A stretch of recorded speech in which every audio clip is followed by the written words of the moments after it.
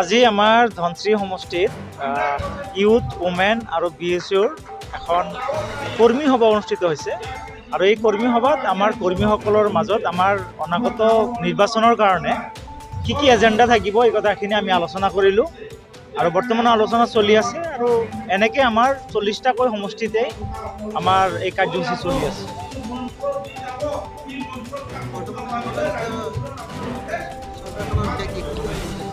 আজি ক'ব লগা বহুত কথাই আছে। আজি আপোনালোকে জানে যে প্ৰমোদ বড়ো ডাঙৰীয়াই উন্নয়নৰ নামত ফটা ঢোল বজাই আছে। তেওঁলোকে বহুত ডাঙৰ ডাঙৰ প্ৰতিশ্ৰুতি প্ৰদান কৰিছিল। তেখেতে কৈছিল যে ইয়াত ছুইজাৰলেণ্ড বনাই দিব। ইয়াত কোনো ধৰণৰ উন্নয়ন হোৱা নাই। ছুইজাৰলেণ্ডটো দূৰৰ কথা, আমাৰ হাগ্ৰামা মহিলাৰীদেৱে 17 বছৰে যিখিনি ৰাস্তা ঘাট বনাইছিলে সেই ৰাস্তা ঘাটখিনি তেখেতে মেৰামতি কৰিব নোৱাৰে। তেওঁ এই BTC অঞ্চলৰ পৰা নতুনকৈ কোনো ধৰণৰ জিঅ'টেক ID তেওঁ বনাব নোৱাৰিলে। এই 2018-19 চনত যিখিনি আছিলে সেইখিনি আইডিৰ নাম্বাৰ বৰ্তমান ঘৰ মানুহে পাই আছে। মহিলা আত্মসহায়ক গোটক যিখিনি 75,000-ৰ পৰা 4 লাখ টকা পৰ্যন্ত সবলীকৰণৰ নামত দিব সেয়া নিদিলে। আজি BTCখন সাংবিধানিকভাৱে চলাই নাই, অসাংবিধানিকভাৱে প্ৰমোদ বড়ো ডাঙৰীয়াই BTCৰ চৰকাৰখন চলাই আছে। কেনেকৈ চলাই আছে আপোনালোকে জানে যে BTC চুক্তি যি চুক্তি হৈছিলে সেই চুক্তিৰ 4 নম্বৰ যি অনুচ্ছেদ সেই অনুচ্ছেদত উল্লেখ কৰা আছে যে যিমান জাতি জনগোষ্ঠীৰ BTCত বসবাস কৰে তাৰ পৰা যিটো কমিউনিটিৰ পৰা এজনো প্ৰাৰ্থী জিকি আহিব নোৱাৰে তাৰ পৰা নমিনেটেড MCLA দিয়া হ'ব। কিন্তু আমি দেখিছোঁ দুৰ্ভাগ্যজনকভাৱে সংখ্যালঘু শূন্য এটা পৰিষদ প্ৰমোদ বড়ো ডাঙৰীয়াই চলাই আছে। এজনো কিন্তু ইয়াত পাৰিষদ সংখ্যালঘুৰ পৰা নমিনেটেডো তেখেতে কিন্তু কৰা নাই। আদি কৰি বিভিন্ন ধৰণৰ আজি মাটিৰ পাট্টা দিম বুলি কৈ পেলাই মাটিৰ উচ্ছেদৰ জাননী তেওঁ প্ৰদান কৰিলে। আপোনাৰ ইতিমধ্যে গুৱাহাটী উচ্চ ন্যায়ালয়ক তেওঁ এফিডেভিট প্ৰদান কৰিলে। ইয়াত অনাগত সময়ত আৰু কিমান উচ্ছেদ কৰিব সকলো তথ্য গুৱাহাটী হাইকোৰ্টক তেওঁ জনাই দিলে।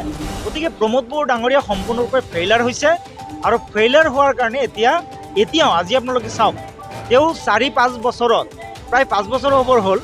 এই 5 বছৰত প্ৰমোদ বড়ো ডাঙৰীয়াই কি কাম কৰিলে তাৰ কথা কিন্তু ৰাজ্যক ক'ব পৰা নাই। তেওঁ এতিয়াও 17 বছৰ নামৰ যি গান তেওঁ মুখস্থ কৰিছে সেই গানটোহে তেওঁ গাই আছে আৰু তেওঁ মুখস্থ কৰা কথাবিলাকহে ৰাজ্যক কয়।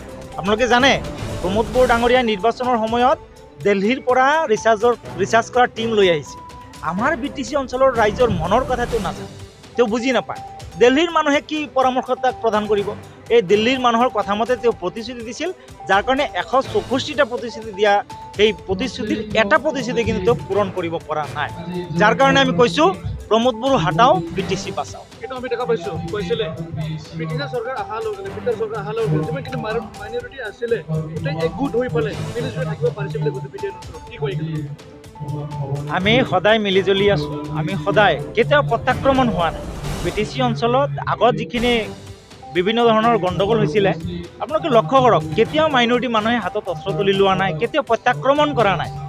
এতিয়া কাজিয়াৰ সময়তো কিবা হয় এইটো আপোনালোকে জানে, কিন্তু আচলতে প্ৰমোদ বড়ো ডাঙৰীয়াই 2003 চনত যি শান্তি চুক্তি হৈছিল হাগ্ৰামা মহিলাৰী ছাৰৰ নেতৃত্বত BLTৰ নেতৃত্বত অসম চৰকাৰ ভাৰত চৰকাৰে সেই চুক্তিখনে আল্টিমেট হ'ব লাগিছিলে। সেই তাৰ পৰাই শান্তি প্ৰতিষ্ঠা আচলতে হৈছে। কিন্তু আমি দেখিলোঁ প্ৰমোদ বড়ো ডাঙৰীয়াই বাকী জাতি জনগোষ্ঠীবিলাকক তেওঁ ভয় খুৱালে, বিভিন্ন ধৰণৰ দাবী তেওঁ উত্থাপন কৰি পেলাই মানুহক ভয় খুৱালে, বিভিন্ন উত্তেজিত ভাষণবিলাক দি পেলাই মানুহক ভয় খুৱালে, অশান্তিৰ সৃষ্টি তেওঁ কৰিলে।